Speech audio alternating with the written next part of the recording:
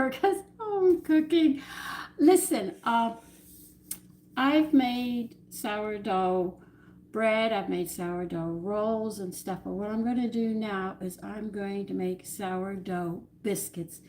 These will not be cooked till tomorrow morning. They're going to be sitting all night long. It's different. Now I'm going to talk about sourdough starters. Now, I have read and seen recipes where they take a yeast, they add all-purpose flour to it, the yeast that you buy in the store, and water and stuff, and they say let it go till the next day, let it drop, it gives a sour taste and stuff. That is not sourdough. A real sourdough culture is made with bread flour and water, and you catch over 400 microbes that are in the air constantly, and they make a home in that. And then you sit there and have to feed them all the time, and that's the real sourdough. What you get today, what people use sourdough, you buy it in the store, they'll add vinegar to give it a slight sour taste, or if you see a recipe, they'll tell you here's how you make a sourdough starter, which is not, because it's only got one microbe. Matter of fact, the guy who makes the yeast that you get in the store found out there was over 400, and he looked and searched through the ones that made things grow in a hurry.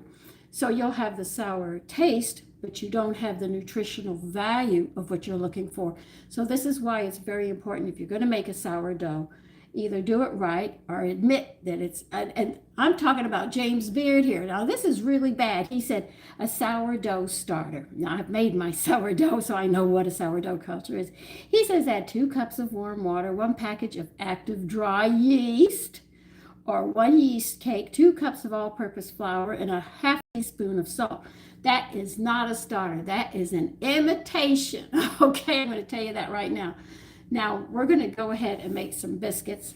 I'm going to pray that these work. I'm going to be working on this, but tomorrow morning we're going to be cooking them. But we have to set them up to where they'll be able to sit all night long and rise without drying out. Because if you notice, every time I make a sourdough, when I show you that the 2 risings, you see the top is dry, we're going to prevent that this time. So let's get this going. Just wanted to give you an idea so you know what you're doing. We're going to use, I'm going to use his on this one. I don't know how it's going to turn out. Okay. 2. We want 1.5 cups of flour. Okay, because remember, these are going to rise, something we have to worry about. They're not going to rise in that oven. They're actually going to be rising before they even get to that oven. All right, we want 1 teaspoon of salt. Yeah, you would have to add less. Yeah, that would make sense. You would have to, because they're going to rise and spread out. Yeah. And oh, and another thing is we cannot put them on a cookie sheet. We are also going to have to sit there and put them in a cake pan, because they're going to have to be contained. Because if you leave sourdough in the bowl, you'll notice in the morning it might be a little ball like this, but it goes out like this, keeps on spreading. So this is why we're going to put them in a cake pan, so they can only spread so far, and we'll get that lift of what we're looking for. And if you want to know what we're doing, we're making sourdough biscuits. We're starting them tonight so we can bake them tomorrow morning, which is the way frontiersmen used to do it. The wives used to do it, as well as the people who sat there. Thank you. I hope to have a great day. Thank you very much.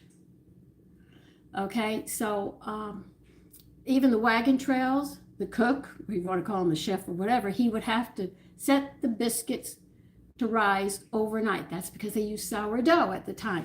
Like the breads, the women would go make their bread, but they wouldn't make it that day. They'd make it the night before to let it rise overnight and then bake it, and they would have the fresh bread. This is how they did it. This is how it's done. Okay. We're going to add 1 tablespoon of wheat germ, because we want to make sure we cover these B vitamins that we need, because our diet is so inadequate with B vitamins. We have to cover for this. Okay? So we're going to, I need a fork.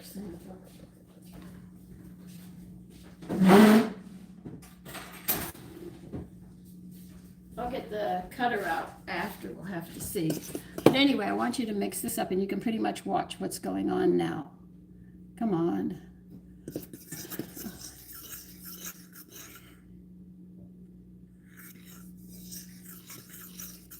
Oh, there they go again, I tell you sometimes. All right, now we are going to take 1/4 of a cup of butter. Mine's frozen. If yours is room temperature, we're going to have to make it like it's crumbly inside your batter, your flour. Mine's frozen, so all I have to do is count it out. 1, 2, 3, 4, I got it. I'm going to grater mine. You can pinch it if you want to, but if they want it to look crumbly, very crumbly. If you have anything about my fingers, I was polishing shoes. All afternoon I've been polishing my shoes. A messy job for me, so I just sit on the floor and watch television while I'm doing it on my phone.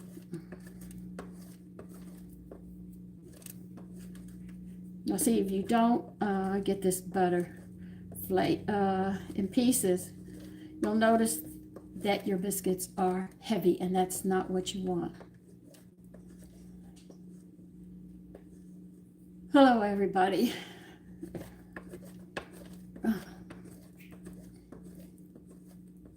Oh yeah, these will be done in a hurry because they're going to be sitting all night. What we're going to do with these is, after we cut them out, we're going to melt butter and put some butter over the top of them, and that should prevent them from drying out till tomorrow morning. But we can't put a towel on it, and we can't sit there and leave them aired. Oh, my cats would be in it, that's why. So we're going to put something over it to keep them at least warm as we can. Cold weather, it's hard. We're mixing this up now. Let me turn you down now so you can see. I put everything in that I said, and I'm mixing the butter up into this. Now, of the 2 sourdough cultures I have, I am going to use the sponge culture on this one. All right, I don't think the liquid one would work well with this, so we're going to go in that direction and see how this goes. Wait a minute, I just going to pull my sleeves up here.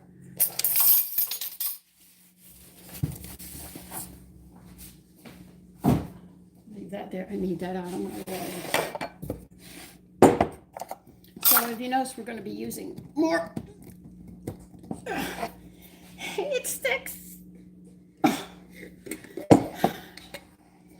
tell you, this stuff gets strong.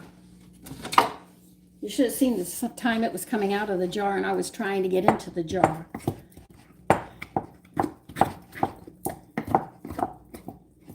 So I don't know how much of this, but we're going to put a cup in first, see if it mixes well, and we might have to add more. But this is the sponge culture.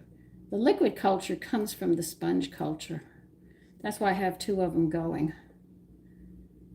And I have my yeast over there, but the kitchen's so cold, it's going to take longer than I want. Okay. Now, if everything works, this should work out. Oh, by the way, that molasses bread, you definitely have to put it in a larger pan. It does rise a lot more. So when you go to make it, I used an 8x4, maybe a 9x5, maybe a 9x6, something like that. You're going to need a bigger one, but it's good. Okay, let's see if we can mix this up with this one.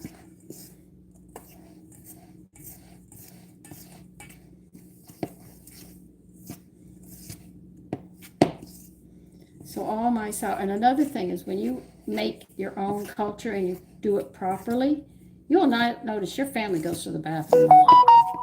Yeah, I hate to tell you this. This stuff really helps you break down the food and nutrients and stuff. So if it calls and you feel like you have to go and you're eating homemade sourdough bread, not the short imitation sourdough, but real sourdough, know that you're going to see that bathroom pretty quickly.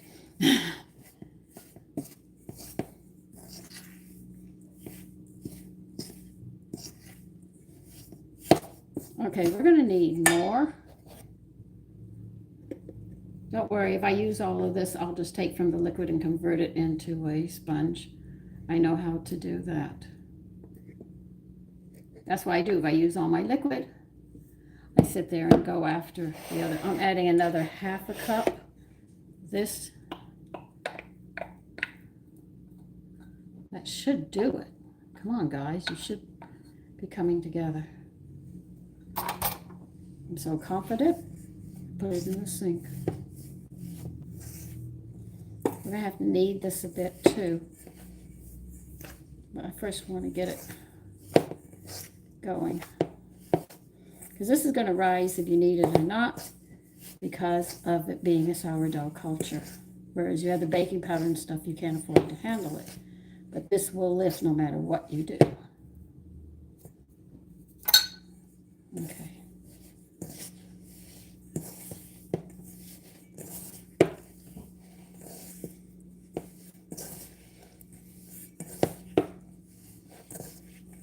So I've added a cup and a half of the sponge culture.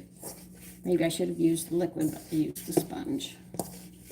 What's the difference? Actually, the sponge culture is a little thicker.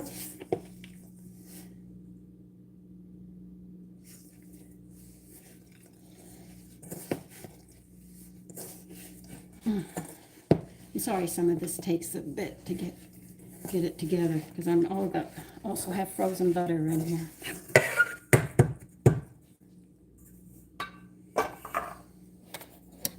I'm not using any more of this, I think.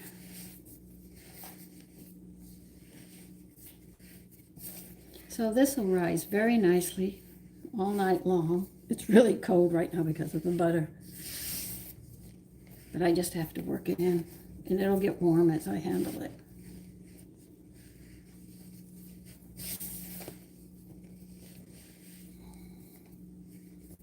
I hope all of you had a wonderful, wonderful New Year's Eve.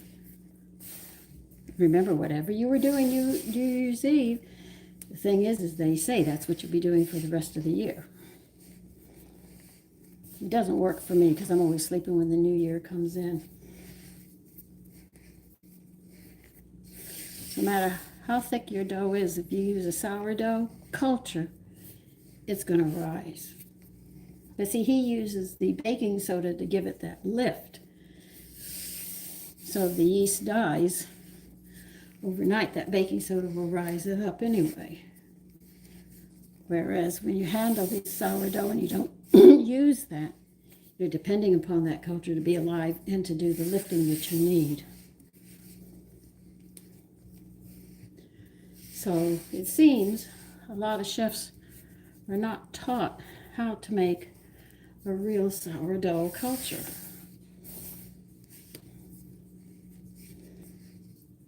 And that floored me. See? It's coming together. And then we'll pat this out, more like roll it out. Yeah, I got the dough. I'll work it.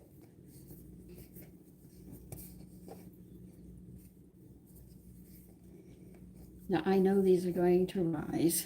I have, I think, a 10-inch cake pan. Do not use anything like you use for your biscuits. You're going to need this to contain it. Okay. That's heavy. Da, da, da, da. Do, do, do, do, do, do.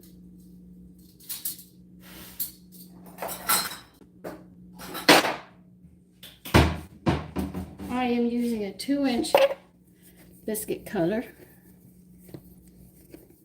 Now I'm going to roll this out. You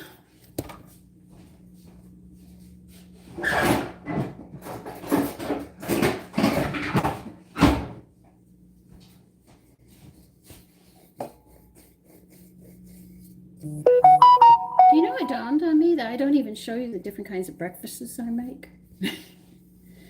I just show you the main meal dishes.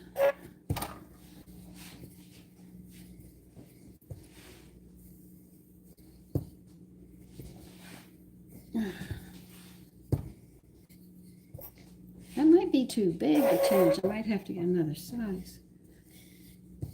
You're not hungry. I fed you.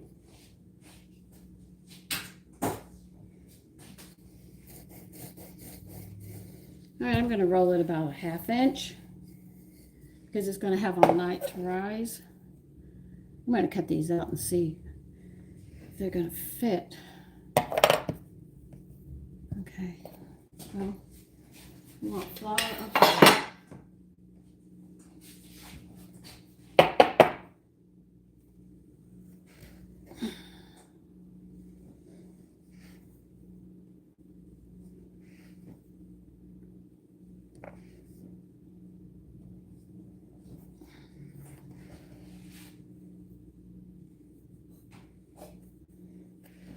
See, everybody's trying to take a shortcut in cooking, and they say, look what I made.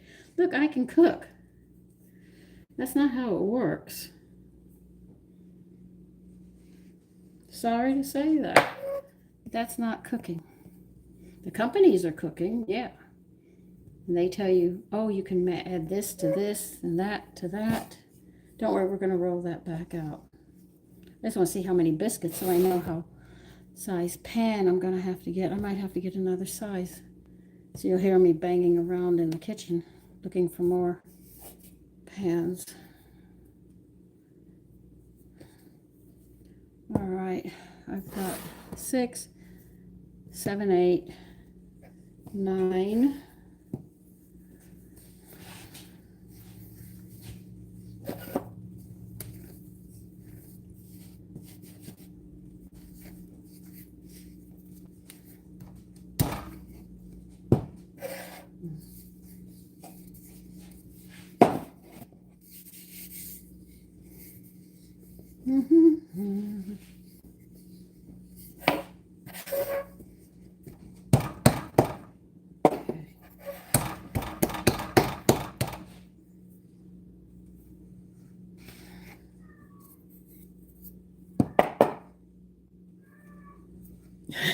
My cat.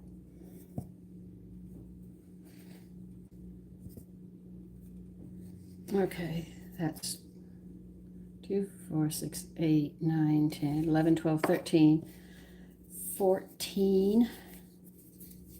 I don't want them too tight, but I don't want them so spread apart either. I'm thinking about the size pan I'm going to be using, okay?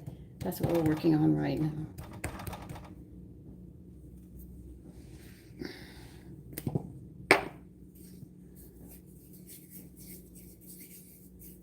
Well, let me see. I'm going to pretend I'm making a round pan here.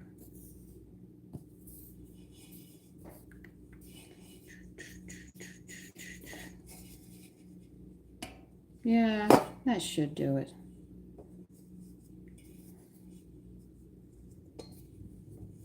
Remember, these are going to spread out, so you have to be careful.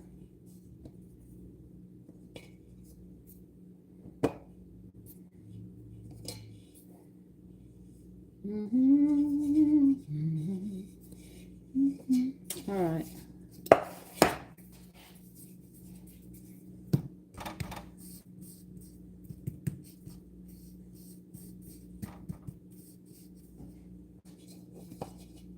Okay, now you're going to get some butter. All right, I've got them in a pan here. Move you over here, and we're going to melt some butter.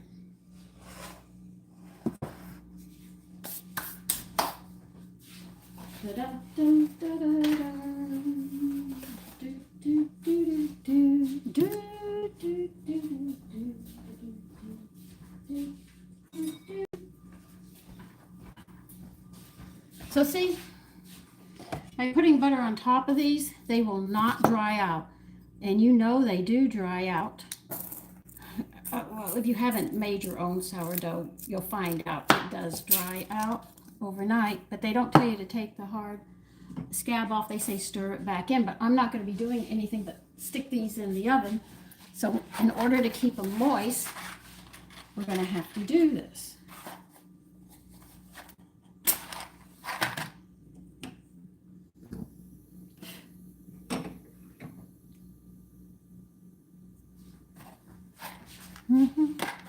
Now we have to melt that butter, so we do have to wait a minute.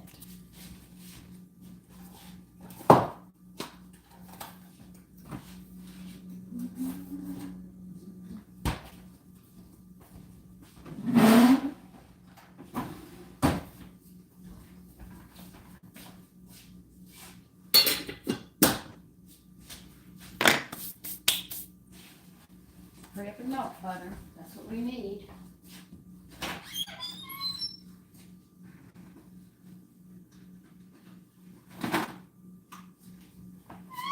What I'm going to put on top after I brush these is I'm going to put saran wrap over them to keep them safe from my cats. I have a cat that likes to eat dough, and I have to be careful with him. We're not cookies, we're making biscuits. And hi.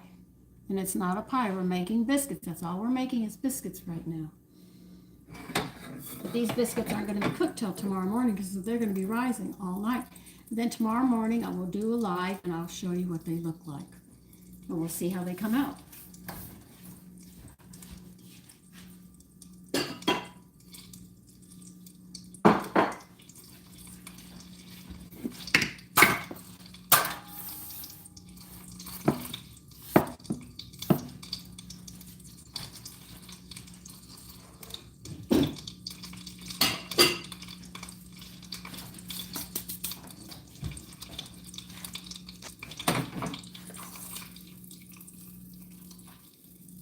This way we won't have to worry about them drying out because the butter will keep them going. And I put very little wheat germ in it, so you don't have to worry about the flavor of the of wheat. You can't taste them in the biscuits. I have to be careful with powdered milk because it's milk and concentrate because it's been dehydrated. It does cause a tendency you can burn things with it if you add too much. That's why I was very careful when I made the, I think it was the apple cake. Yeah, I think it was the apple cake.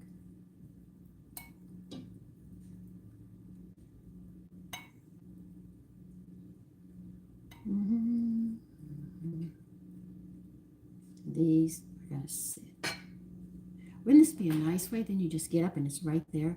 All you have to do is throw them in the oven and cook them, and you got your biscuits.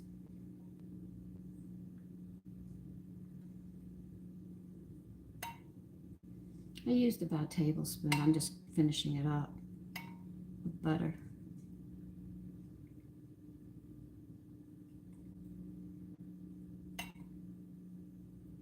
Remember, they are going to spread out some. There's nothing we can do about that. It's just because it is bread. And sourdough doesn't like yeast or anything else. They're going to spread.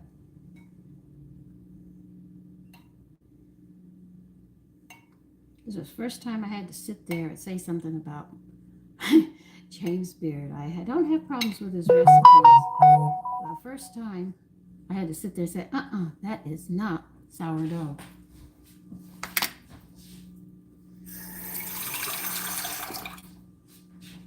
Okay, we got them brushed. I got to clean this area up.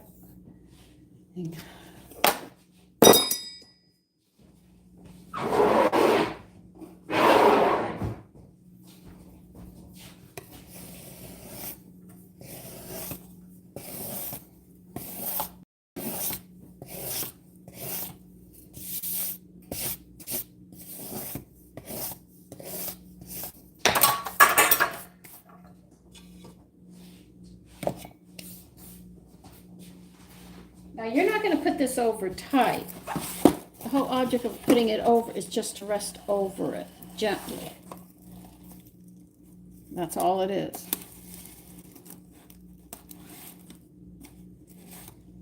And that's it. We're going to leave this till tomorrow morning. Tomorrow morning we're going to be cooking this. Okay. Oh, you cats are going to get on this. I know it. And because you put the butter on it, you don't have to worry about the saran sticking or anything. And that's it. There's no more to do until tomorrow morning. And tomorrow morning when I get up, once I come downstairs, I'll check for the temperature. I will bake them and I'll try them and let you know if it's a yay or a nay on this. But I was reading up and they said when they did the wagon trails, the guy who did the cooking, they set the biscuits, he made them and put them to rise until the following evening. So that would have to mean they were a sourdough. And then they sat there because other than that, they have another name when you have a biscuit that doesn't have leavening. And then I was reading up and it said the women used to set the bread to rise overnight. Now, you know, if you make bread, the breads that we make today take like, what, an hour, then another hour, and it's done. Now, I don't think they're sleeping 2 hours. So if they're sleeping all through the night, that would have to be a sourdough because sourdough takes those 12-hour rises. So this is how they made it. And I think that's interesting how they did it. It's very interesting.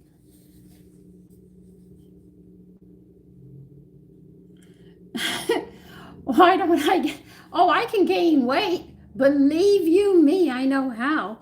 If you sit around all day, but a lot of the weight that people have now, and you're not going to want to hear this, I'm sure a lot of you are going to leave, is you're getting a lot of chemicals in your food. I'm not talking natural chemicals. Talking about preservatives. And the thing is they say a little bit of this preservative doesn't hurt the body. You can pass it out, right? But you buy this and then you buy something else. You don't cook it. This is all pre-made sodas, and sodas has stuff in it too. You do not know how these chemicals are reacting together, and they're all using different preservatives. So when they hit your body, you got a nice furnace, the stomach's working, nice, right? And you've got these other chemicals and you're putting them together and they're being worked together just like a machine would do, mixing all these chemicals, and a lifetime of it, you finally blow up. You can't pass, you get constipated. I found out a lot of people are constipated. A lot of people have bowel problems. I mean, Elvis Presley died with 50 pounds of bowel movements in him. I saw a woman at a hospital. I saw an x-ray. I did not believe it. Her bowels, her colon had stretched all the way up under her heart. And that's not where it's supposed to go. The drape just goes at your waist. It just goes around and comes out. And if you can't move your bowels and urinate in less than a minute, you are constipated. People say, these doctors are saying, they seem to know what's going on. But the problem is they don't have healthy people to work on. Everybody is sick practically now, and it's very hard to find somebody who is healthy. When I ended up ending up in the hospital because I had a malfunction in my body, I was so healthy. The doctors were coming, can we take a piece of your kidney? Can we take a piece of your liver? You are so healthy. Can we take a piece of this? Can we take I was like, wait a minute, God gave me this body. No, you cannot. And that was it. But they literally came to me requesting with forms to fill out that they were going to take part of these organs of mine. And I said, no, you don't have that right. You don't have permission to do that. This body is mine. That's how healthy I was, though I had something not work properly. Like I said, like a machine doesn't work, something in me didn't work right, which caused a lot of problems.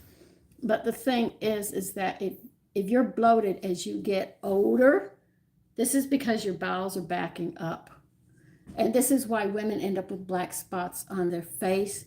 They get brown blotchiness, and you see their skin looks funny and everything else. This is all because of toxins, because they just don't sit in your intestines. The body will reabsorb that toxicity back into it. And you've already got chemicals coming in with the food. So just think of the nice mess you're making in there. So you should be moving your bowels every day. Doctor says, well, take this calcium, it'll calm you down. I'm going to tell you right now, your minerals are your tranquilizers. All the minerals out there are your tranquilizers. So this is why when I use a lot of whole grains and stuff to make sure I get those B's, but those minerals are in there. So we're always getting the minerals. If you are high strung or anything, you need these minerals. If you drink liquor or take illegal drugs, you're throwing these minerals out as fast as you put them in. No way can you tell me otherwise. Now, I am 72. I'm going to be 73, and I am the same height I was when I finished growing. I have not lost any weight in height. So I've held it, my height, if nothing else. So that means my hips are not breaking down. My bones are not breaking down. Your bones, if you want to know how good your bones are, look at your teeth. Your teeth are bones, they'll tell you. All right, so you got minerals are your natural tranquilizers. Vitamin E is oxygen for your body. actually, but it's got to be the right one. It's got to be D-alpha ketophrol spelled with a Y. If it's not spelled with a Y, it's synthetic and your body gets addicted to it. Now, mixed ketopherols, they found out they do nothing for your body, so don't even bother taking them. Now, vitamin C, ascorbic acid is your, let's say, your sunshine. It gives you a nice disposition and stuff. But if you take ascorbic acid, if you have an infection, as fast as it gets the infection, it goes down to the kidneys, it throws the vitamin C out with it. But if you take vitamin C with rose hip and bioflavonoids, those bioflavonoids tell the kidneys, separate the vitamin C and send it back around. So if you're sick and you keep on taking those vitamin C's until you get better, you notice you get better faster because the kidney will not throw the vitamin C out. It's told because of those bioflavonoids to hold on to that vitamin C. Now, vitamin D is your sunshine vitamin. Everybody knows that. I hardly ever get out in the sun. If I do, I burn. Fish liver oil is the best A&D you can get. I'm having difficulty finding one that I would recommend to you. It's good for your eyes and for your skin and everything else. Now, your acids, there are 4 acids. And these acids every cell needs. It keeps your skin going and everything else. This is why I use certain things. I don't use makeup and I don't color my hair because the stuff in these things causes your hair to break and it also causes the roots to die. You wonder why women lose their hair? Think of how much hairspray they put on, how many dyes and stuff they do. It gets in there, and through the years as you get older, these are problems that you're going to deal with. But that's just some of nutrition. Now, if you have liver problems, you can bet you have other problems to follow suit with it because the liver is the main, you think this is the main one, this is our thinking one, but that liver is the one when there's a problem, the liver comes up and sends out the army to defend you, okay? That liver is very important. You should learn to eat liver at least once a week. If you see somebody that has a cast like a yellow look to their skin, that's because their liver is dying. But the liver is the only organ that rejuvenates itself if you give it what it needs. And this is the cute part about it. So when you see me and people say, well, oh, I don't like this or I don't like that, you might not like it, but down the road, you'll pay for it. I mean, young people, you can make fun of me having this channel and talking and stuff like this, but if you can make it, and I'm going to be 73 soon, and you're going to hear me say, I'm 73. If you can look good at 73 and still be doing what I do, and I do a full day, doing my housework, and in the spring and stuff, I work out in that yard. My sons won't let me walk now because of everything that's going on in the government, so I have to take the bus, but I used to walk to the store and stuff. I lug heavy things around and that my sons get very upset, then you know that you have not eaten well. You can't say anything to me in that fact because I'll tell you point blank, when you hit my age and you look good and you got your hair and your wits about you, that's it. But if you can't do anything to repair your body unless your digestive system is up and clean first, and those chemicals hold on to the walls of your intestines. So wherever it's holding on to the walls of your intestines, that organ is going to be deplenished of stuff. So when you see these people, oh, I love it. They say, take this tab and your hair will grow. No, it's not one thing that's going to do anything unless you're just missing that one nutrient. Most people aren't. They're missing a whole lot of them because of the diets of today, because mothers, women are not in the kitchen anymore. They've walked out of it. They go in there. I see them now selling instant breadcrumbs to put into a turkey. You can buy the canned cranberry sauce. Oh, you can buy yams. All you have to do is add some sugar in this, throw it in the oven. Oh, I can just go to the pastry shop and buy a pie. Now, you're going to tell me she cooked? Doesn't hold water with me. I'm not saying that I do everything, but I keep on moving forward all the time. So you think about what you're eating at that table. You're too tired to cook? Well, fine, you can't complain when you get old. You smoke? You're missing niacinamide. That's a B complex. That's what the brain needs to wake up. You sit there and take niacinamide. My girlfriend did that. That was so funny.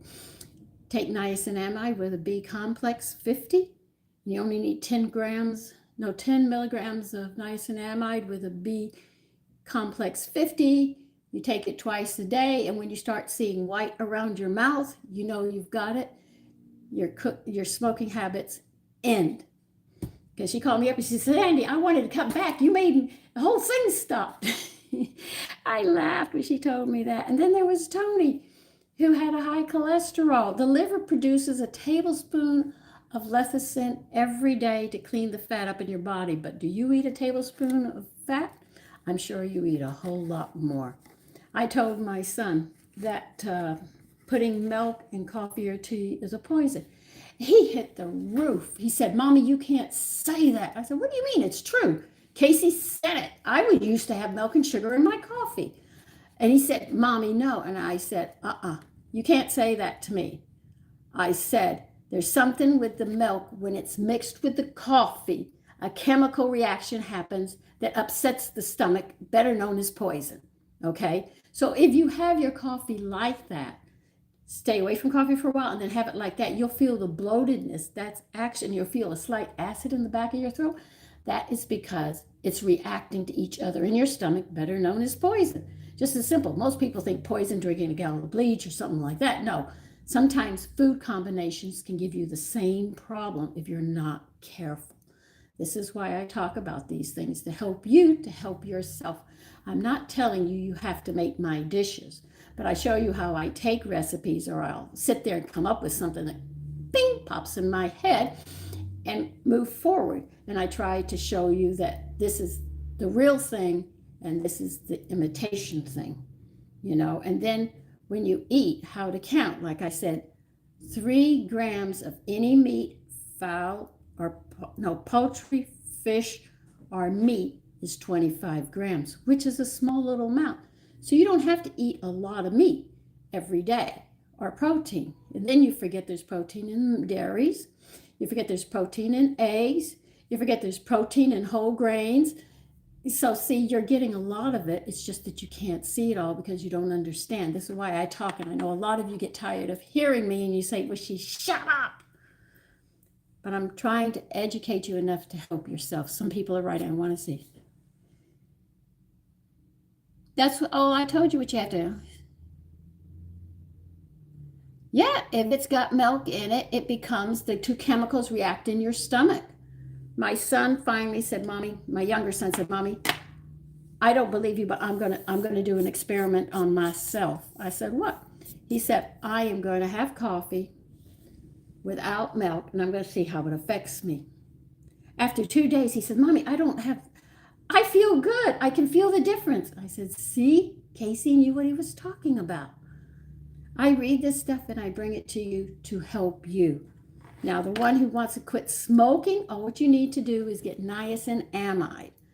Because, see, you have nicotine in your cigarettes, and your brain uses that as a substitute of the B vitamin it needs. That's why you crave cigarettes.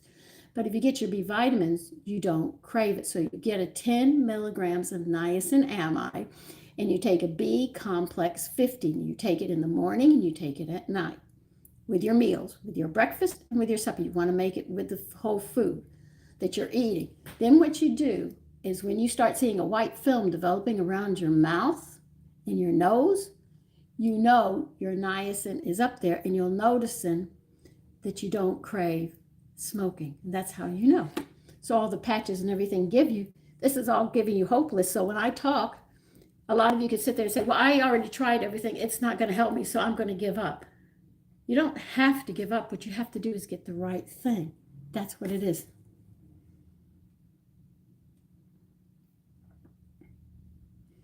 You're very welcome, Polo Capone. I do. I've been drinking milk all my life. So I'm not going to say milk is wrong for you. No, I can't. And if you think about the food you eat, if you have gravies, you eat desserts, there's plenty of milk in there. So go to it. I mean, I drink it in the restaurant, and people look at me, you're old and you're drinking milk. What's wrong with you? No, I don't need wine. Give me a glass of water, give me a glass of milk. I'm fine. Sodas, Casey talked about sodas too. He says it's carbonated. That's why when when you open the bottle, you see all the carbonation coming up. Now think about it. You're drinking it like that. What's it doing into your stomach? It's doing the same thing. It's bubble, bubble, bubble, bubble. As it goes through your intestines, remember your intestines is where all your organs get their nutrition from. So if you have an air bubble coming past a point and they're trying to get nutrition into an organ that's hooked at that point, it's going to bypass because it can't, because there's an air pocket there. So it interferes with the digestion having sodas. Now he says you can have flat Cokes because there's no carbonation in it. He used to say buy Coca-Cola syrup and make your soda without the carbonation, and you can have that. The guy so loved Coke, and he had it with every meal. Casey said, well, you can have one once in a great while. Because he had bad indigestion because he drank a lot of Coke. He worked for Coca-Cola, so he sat there and did that. These are things that I have read and I have brought to your attention. And some of it, like me, I run a B2 deficiency. And you say, where? Well, if you were close enough to me, you would see that I have very fine veins, capillaries at the top of my skin. You can actually see them on my face. That is a B2 deficiency. So I get a lot of Bs, so they don't stand out as much. You see, this is what I have to do. My mother drank when she carried me, so I have my problems. Magnesium is very difficult for me to get in, but I can't take magnesium because if I take magnesium by itself, it's going to cause my calcium to be thrown out. But if I take just calcium, I'm going to end up being constipated. So what you do is you have to get a tablet that says, I'm going to just give you a ratio, but it's a 2-to-1. What it is if you get a 500, if it says for every tablet you get 500 milligrams of calcium, it should read underneath it, the magnesium should be 250. You see the ratio's 2-to-1. You always cut your calcium in half for your magnesium because magnesium has to be less. So I hope a lot of this gives you enough information to understand when you go and look in that mirror and say, oh God, we all go through this. You're very welcome. Niacinamide, but it can be known as niacin. And vitamin C is known as your sunshine. Now, vitamin E and natural vitamin E keeps varicose veins away. Now, when I was little, a teacher wanted us to do a certain split in a certain way, and I didn't do it right, and she seemed frustrated that day. She spread my legs and went to the position she wanted, and I tore, and I ended up with a varicose vein from that. But that keeps your veins flowing is vitamin E and C. They keep the walls strong and give it the elasticity so your heart can pump. Now, caffeine, I talk about caffeine a lot recently. Caffeine is very hard on a lot of people. When you first start drinking it, it's fine, but as you get older, you notice you have high blood pressure, and all of a sudden the doctor says, I want you to cut your salt out. But you're still drinking coffee. Caffeine shoots your blood pressure way up and causes the arteries and vessels to tighten up really tight on you. So you're still going to have high blood pressure, but he has you going there and you're taking his medication. So you're feeding the pharmaceutical company. He's making money. You see what's going on? You're becoming a specimen for them to work on.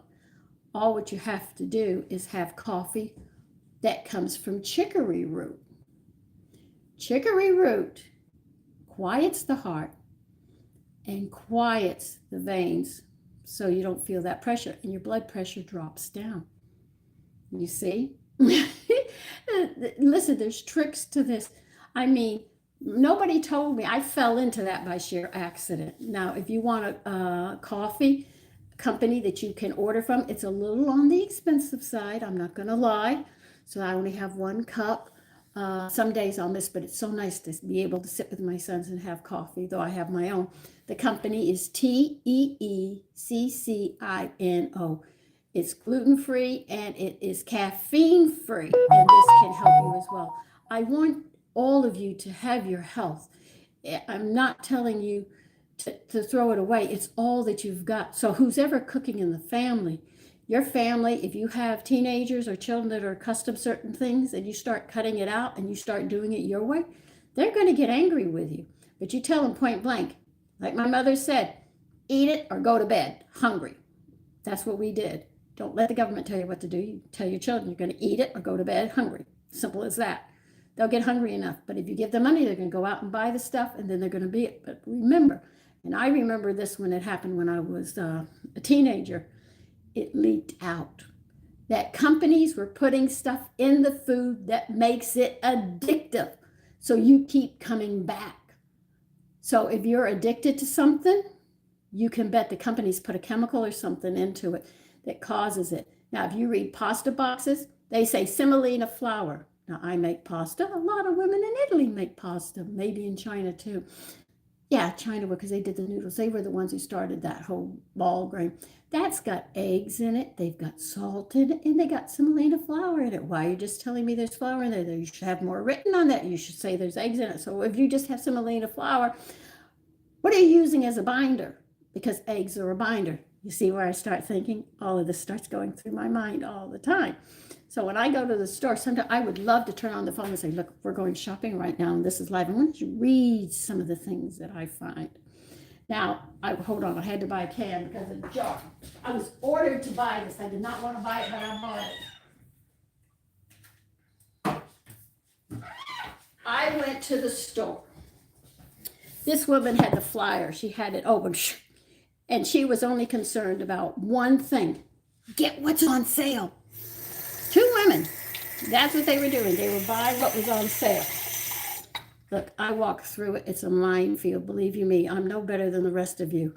And I have to get out of that store, you know, with what I want and not what I don't want. I told my son, all right, I'm good, because I was showing him how you're supposed to shop to protect yourself. Yes, I did, and I said thank you. Yes, I did see your donation. I thank you very much. All right, I needed, it said, they want 28 ounces of peeled tomatoes. Now I said, why can't I do that? The recipe said, and it seemed like they were reading my mind. I don't know how they knew I was doing it. So I told my son, read the back. Read the ingredients. Now, these women didn't read anything. This one has organic, whole peeled tomatoes. I could have done that myself. And puree. Yeah, I could puree my own tomatoes too. Salt and organic basil leaf. Okay. Do you know what the other ones had? Which really bothered me? Calcium chloride. Chloride is a bleach. You know that. When you hear the word chloride, you think of a bleach. But if you buy a can that has citrus acid in it, that's vitamin C. You see? So read what you got there. If you can't understand what's there, don't buy it. I sit there and I make a lot of things. I don't make everything, but I'm making a lot. And it's not easy. I don't like I need horseradish for a recipe. I bought the jar. I did not want to buy the jar, but I didn't have a recipe for horseradish, and I didn't have time to look it up, but I bought it. That thing tasted so bad. I brought it home. I actually tasted it. I put the spoon in. I went to taste it. Oh my God, Jesus Christ, what is that horrible taste? It was like a gum in the back of it. When I eat things, I can taste a funny taste in the back, and it's not real. I threw it out. I bought a horseradish, and I've got to make this stuff. I haven't done it yet. I really should, but I threw it out. Believe you me, I have read cake mixes just to see what was on it. Now, if you ask me what I put in my cake, I could tell you, I'm going to use cake flour, which is spring wheat. I'm going to sit there and put eggs in it and milk, flavoring, and sugar, definitely butter. I'm not using dried eggs, and no powdered eggs, and I'm not going to be using other things that are synthetic, and mine won't have any preservatives in it, and I'll have a leavening in it. Of course, I'll add some wheat germ in it, maybe some powdered milk and stuff, but you know what I have. You know what's in my food when I eat it. When I go out to eat, if I go to a restaurant and eat, if it's I eat, I come back with indigestion. I'm drinking buttermilk that I've made to clean it out because I get so sick because my stomach isn't accustomed to those chemicals. See, because I've been away from them. So these are things that I notice. So when people serve me, if it's instant, I'm going, oh, Jesus Christ, I can feel it go, because it leaves a funny taste in my mouth. But if this is how you've been eating all the time, you can't taste it. But when you're away from it for a long time and you come, you say, this tastes like gum, or this has a funny back taste on the back of my throat. I can't taste it. Yeah, this is because of the chemicals they're putting into the food. These are a few things. I don't know everything about nutrition, but I've learned enough not to trust big business. Okay? If they're making something, I am not going to trust them. Because this is why they'll never have me as a representative for them.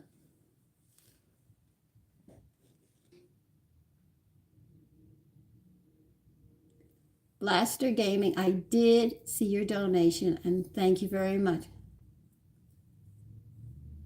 A lot of people don't understand, but I hope this gives you just an idea of what's going on. There's a lot of it there, but the little bit that I show you, I hope you can take what I've shown you. Like if you're making biscuits, you could say, yeah, I could add a tablespoon of wheat germ, something. Or you can use buttermilk, or if you want to try making bread, if you like white bread, put in a half a cup of whole wheat flour. But remember, your whole grains have to stay in the freezer because they do go bad because they are whole grains. You could add it and nobody will even know. And believe you me, I made whole wheat crescent rolls, and my sons did not even know that I had a half a cup of whole wheat. I call those my light whole wheat crescent rolls. So you can get away with it. Even if you're making muffins, you can add a tablespoon of wheat germ. Little things you can do to make the food better, and slowly you'll find that you don't want to crave this or that when you go to the store. I mean, you open my cabinets, you're going to see food. That's all you're going to see. And the canned food that's under the bed, in the closet, in the bathroom, underneath the cabinets, and everywhere else. There's food all over. But anyway, I hope this helps you to understand a lot of what's going on. It's your health. Your health. And if you don't take care of it, nobody's going to do it. And it's very important.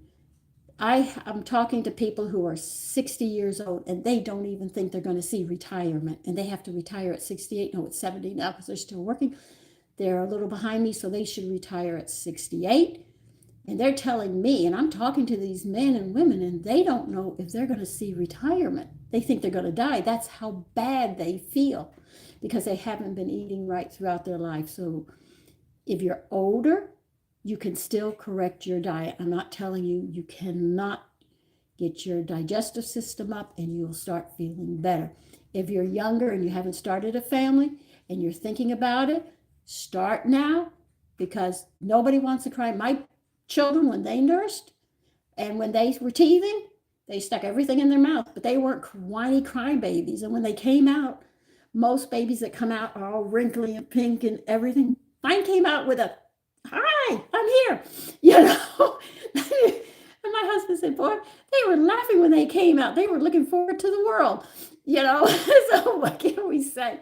So health has a lot to do with it. And it's not your doctor's fault if he doesn't know.